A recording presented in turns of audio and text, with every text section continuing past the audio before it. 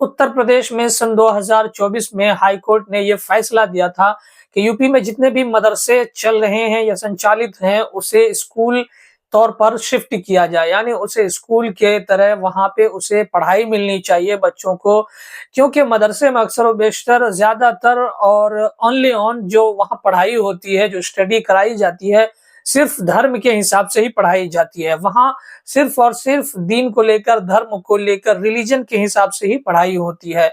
तो ऐसी सिचुएशन में होता यह है कि जो बच्चे हैं वो दीनी तालीम को छोड़कर और कोई पढ़ाई नहीं पढ़ पाते हैं, दुनियावी तालीम नहीं पढ़ पाते हैं। हाई कोर्ट के फैसले के बाद जितने भी मदरसे के संचालक थे उन्होंने सुप्रीम कोर्ट का दरवाजा खटखटाया और फिर सुप्रीम कोर्ट में सुनवाई हुई। सुनवाई होने के बाद सुप्रीम कोर्ट ने यह फैसला दिया कि ये जो धार्मिक पढ़ाई पढ़ा रहे हैं मदरसे वाले, जो मदरसे में दीन की पढ़ाई या धर्म की पढ़ाई वहां पढ़ा रहे हैं, तो वो भी उनका संवैधानिक अधिकार है, वो अल्पसंख्यक समुदाय है। तो इस हिसाब से आर्टिकल 30 में ये उनके लिए बिल्कुल ही इजाजत है, वो ये चीजें कर सकते हैं। वो पढ़ाई दीन के हिसाब से और धार्मिक पढ़ाई भी अपने बच्चों को पढ़ा सकते हैं, अपने मजहबी पढ़ाई भी पढ़ा सकते हैं।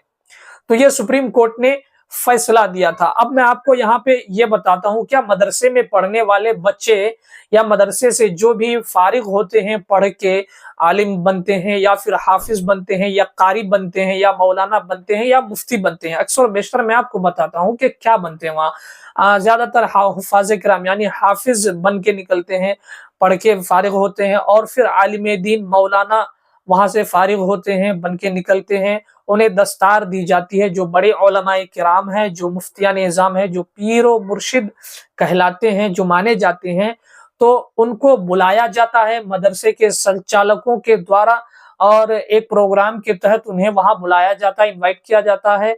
और फिर जो मदरसे के बच्चे तालीम मुकम्मल जिनकी हो जाती है, उनको उसी प्रोग्राम में वहां जो बुजुर्ग तशरीफ लाते हैं, पीर व मुर्शिद को जिनकी दावत होती है, उन्हीं के हाथों से वहां उनको दस्तार बंदी के तौर पर एक पगड़ी दी जाती है और उनकी वो कामयाबी की पगड़ी होती है कि आपने ये हिफ्ज की पढ़ाई मुकम्मल कर ली, ये आपको फलां बुजुर्ग के हाथों से आपके सर पर ये ताज रखा जाता है। तो ऐसे में उनकी पढ़ाई मुकम्मल होती है, तो ये दस्तार बंदी का रस्म वहां पर अदा किया जाता है। फिर उसके बाद वहां से जो भी आलिम, हाफिज, कारी, मुफ्ती वहां से फारिग होते हैं, दस्तार वहां से लेकर जब मदरसे से जब वो फारिग हो जाते हैं, तो फिर उसके बाद वो क्या करते हैं। अब मैं आपको यहाँ पे बताता हूँ कि वो क्या करते हैं।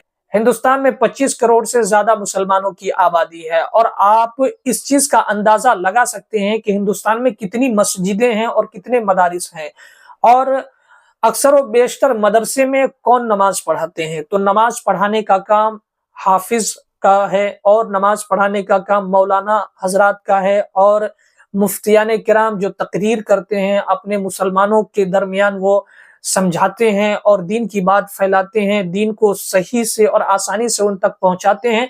तो ये काम जो मदरसे से पढ़ के फारिग हो करके जो भी आलिम और हाफिज बन के वहां से निकलते हैं, फारिग होते हैं, उनका ये काम होता है नमाज पढ़ाना और दीन फैलाना और दीन की बातें बताना। समाज में, सोसाइटी में, मोहल्ले में किसी भी तरह की कोई बुराइयां ना रहे और लोग आपस में इत्तेहाद के साथ रहें, मेल जोल रखें और किसी का कोई बुरा ना हो, बल्कि सब लोग आपस में अच्छाई के साथ बने रहें।